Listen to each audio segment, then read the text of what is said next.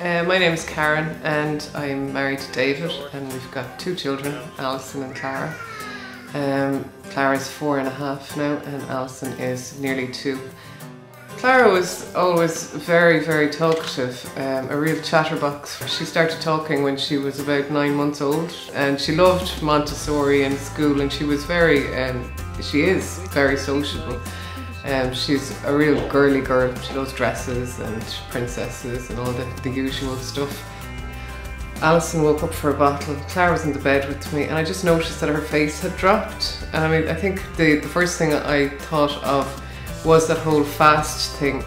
I just knew the way that they brought us straight in and had done a CAT scan on her straight away. I immediately knew that there was something wrong, that it was 6 o'clock on a Sunday morning. They'd called in the radiologist to do the MRI. And they told us she'd had a stroke. It was just very hard to, I don't know, it was just something that I'd never heard of before. She was only 3, you don't expect that in a 3-year-old. But once she went to Dun Laoghaire, then she just came on an awful lot. They were brilliant over there.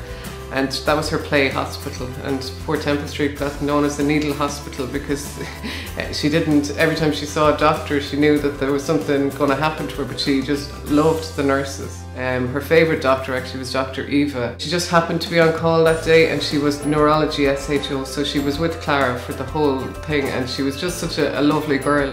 That film Brave was out at the time, and Eva gave her the book of Brave because it reminded her of Clara with the red hair, because she was so brave.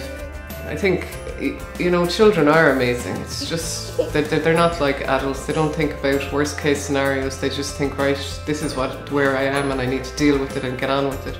If she can't keep up with the others, she just says to her physiotherapist, that we need to work so that I can be as fast as everybody else.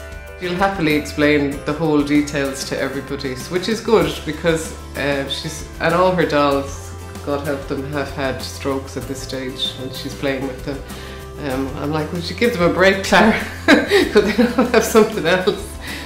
Well, I nominated her because I suppose she just amazes me all the time.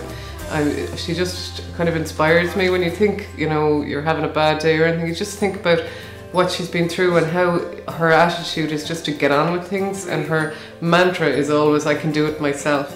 There is definitely, light at the end of the tunnel, and that the help and support that we got is amazing. I suppose just the advice is just to keep, in there, and the things will get better.